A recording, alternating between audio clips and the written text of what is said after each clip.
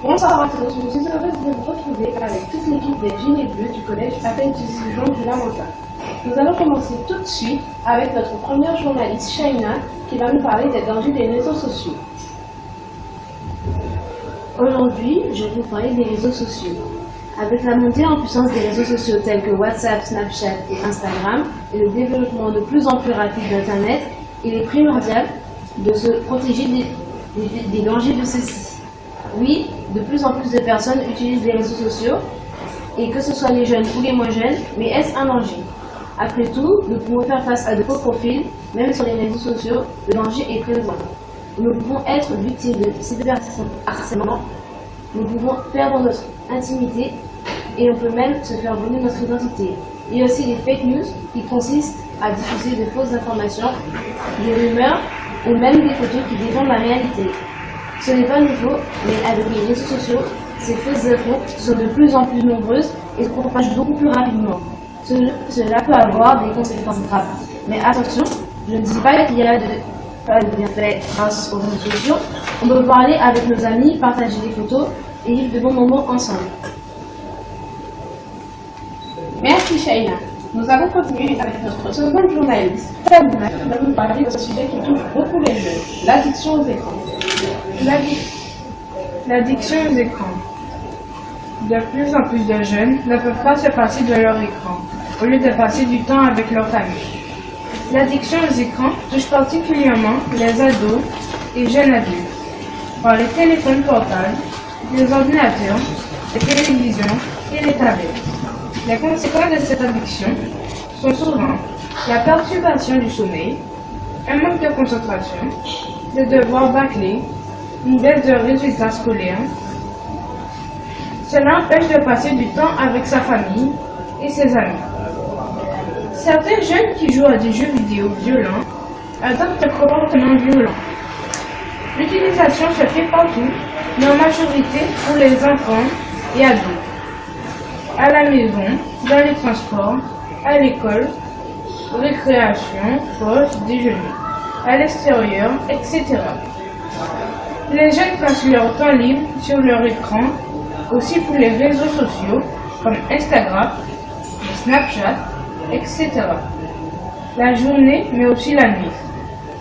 Pour remédier à cette addiction, il faudra limiter le temps passé devant les écrans en se donnant une durée maximale, 1 ou 2 heures par jour par exemple, et un horaire d'arrêt. Pas d'écran après 20 heures par exemple. Nous te remercions, Thaïs. Vous avez sans doute entendu parler de la fête de la science. Faye, notre troisième journaliste, va nous donner plus d'informations sur cet événement. La fête de la science est une fête de l'économie de France qui met les sciences à l'honneur. Le thème de la 27e édition était la mer, la navigation, les idées reçues, l'esprit critique et la démarche scientifique. Le 15 novembre 2018, une classe de 4e et de 3e se sont rendus à l'université de Guadeloupe. Les élèves étaient accompagnés par M. Coyot, prof d'histoire, Madame Métienne, prof de physique et M. Gaudi, prof de mathématiques. Sur le campus de Fillol, on a pu voir de l'expérience présentée par des étudiants et apprendre beaucoup de choses sur la science. Par exemple, on a compris comment les systèmes se forment.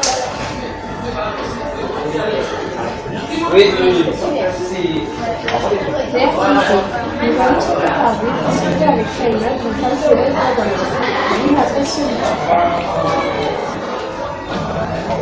Dans le cadre de la journée de la femme, une exposition a été réalisée par les élèves. Les travaux des élèves sont exposés aujourd'hui jusqu'aux vacances de Pâques.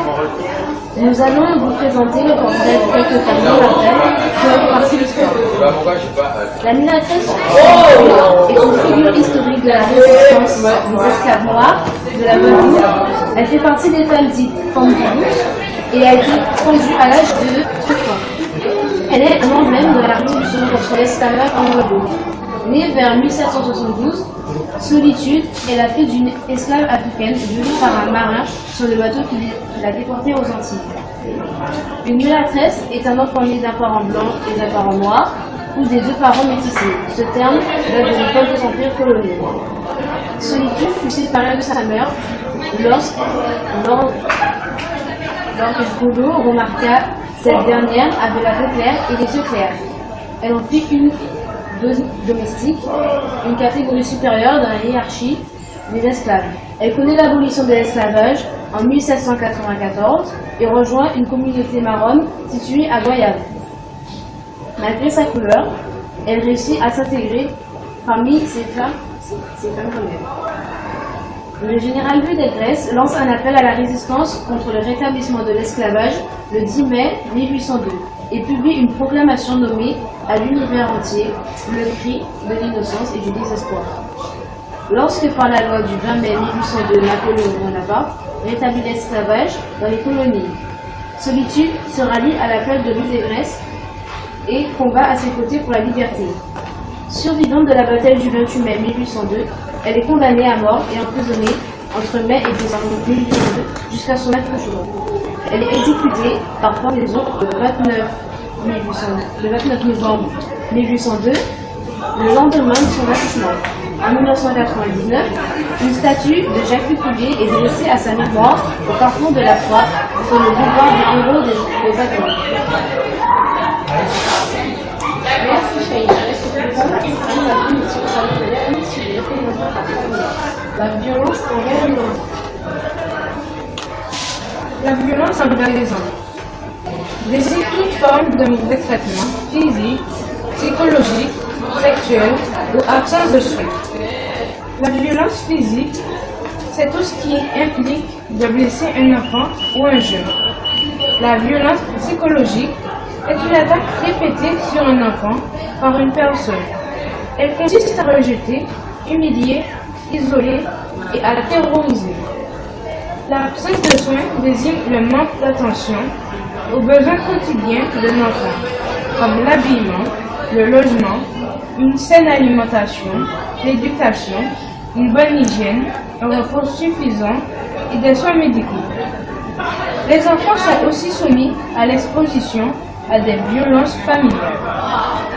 Elle survient lorsque les enfants ou jeunes sont témoins d'un acte de violence d'un membre de la famille envers un autre, comme quand le père et la mère se battent devant les yeux de l'enfant.